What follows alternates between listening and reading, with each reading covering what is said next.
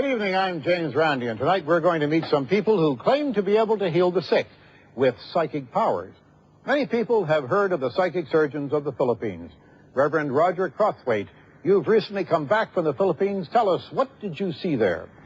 Well, yes, James, I've seen many psychic surgeons in the Philippines, and as a magician, some I believe are and appear to me to be genuine, and some appear to me to be fake and using sleight of hand. We have some film here of what they do. Now, I must warn you, ladies and gentlemen, some of the material we have to show you can be very disturbing and may upset some of our viewers. Despite having been exposed as sleight of hand over 15 years ago, what you are seeing here continues to be believed throughout the world as genuine surgery. There are several hundred healers and psychic surgeons operating in the Philippines, and their business is interwoven with the Filipino economy. The psychic surgery is normally only a small part of the scheme for taking money from the desperate. Most customers are foreigners who boost the economy with their payments for travel, accommodation, and ancillary treatments. Now you've seen for yourself.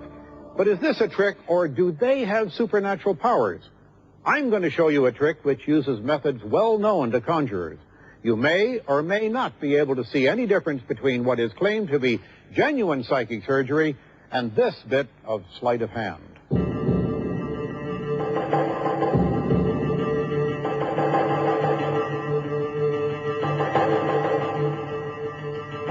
right, the patient is on the table, and we simply bare the midriff. Keep your arms down to your side, just to protect your clothing, a bit of towel.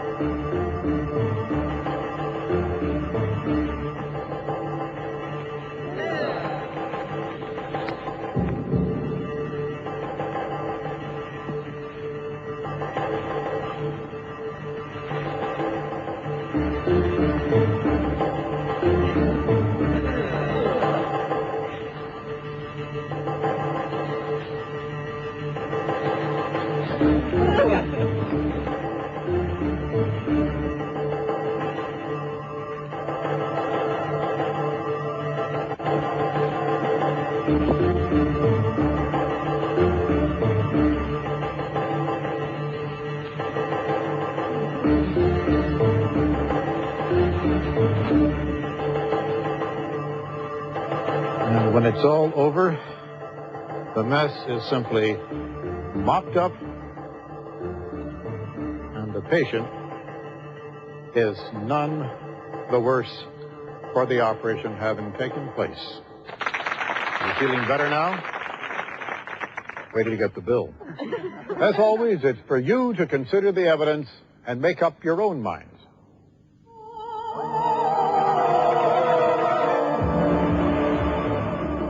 In our search for healers who would discuss their work with us, we met Mr. Stephen TUROFF. Recently, we visited him at his home in Essex, where in the course of his working day, he sees at least 20 patients. I'm a carpenter. I'm a carpenter joiner. Right. And I know nothing. I can swear to you, I know nothing about the medical profession. Okay. It started about 18, 19 years ago. To cut a long story short, I started to develop the gift that I had. And this gift turned out to be healing. With what I do is a bit different, obviously. I mean, you're talking about doing things that the medical profession can't do. Dr. Khan himself started to, on July the 10th, I think, 1985, was the first time he came through. I've done thousands of these operations, or Dr. Khan has done thousands of these operations. We've never lost anyone yet. Dr. Khan would tell you, you can get no infection from what he does. He can cut you open with a rusty knife, and there would be no infection.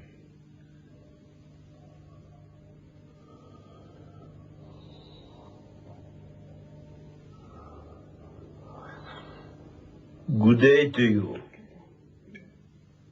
Let me introduce myself. I am Dr. Khan, Yosef Khan.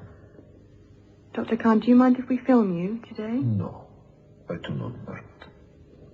going to do a little work on here today.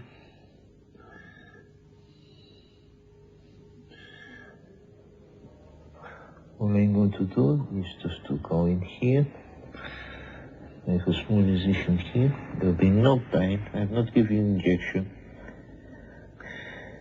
We have had people here who have had cancer, and I've cured them immediately. I've had people here with back problems, and we've had to see them 2 or 3 times.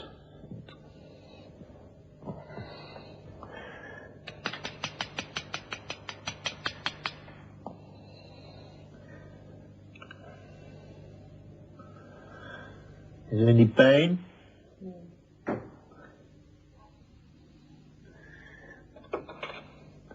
What we're going to do is to do this now.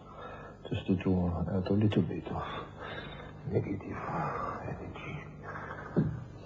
Yeah, good, like this.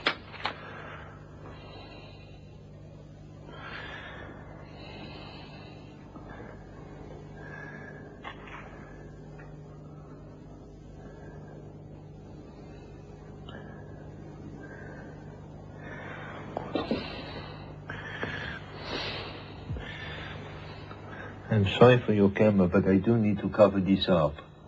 There is a reason for it. You see what is happening? It is coming out of her. So she will start to shake.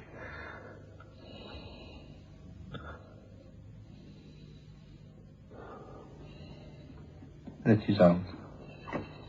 There's the clock.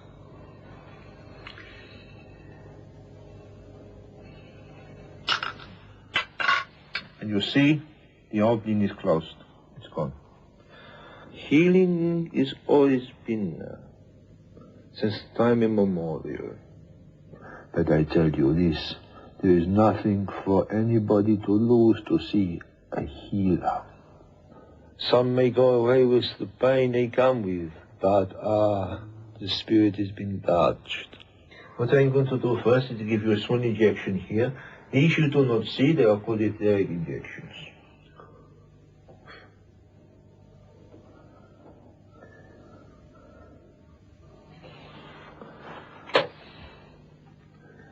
Good, just breathe through the mouth.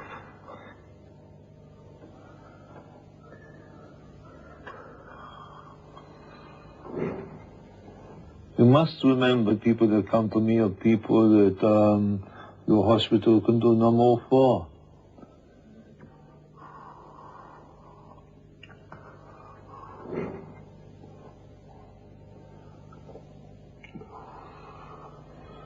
That was not so bad. Come on. We are able to do this because of the power that we use and bring with us. So you must not go sticking instruments up your nose or other people's noses.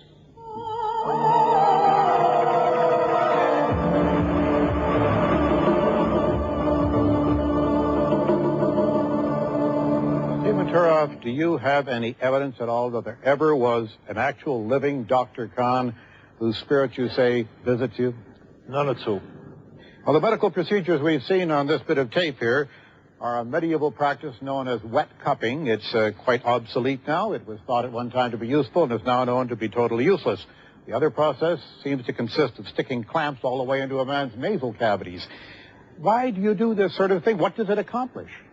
I, as Stephen TUROFF, don't do it. Dr. Khan does it. You are the one who collects the money and you are paid for this service. Is that correct? Correct. Well, we have Dr. Natalie MacDonald with us. Natalie is the secretary to the British Medical Association's Medical Ethics Community. I believe you have some questions that you'd like to ask Mr. TUROFF.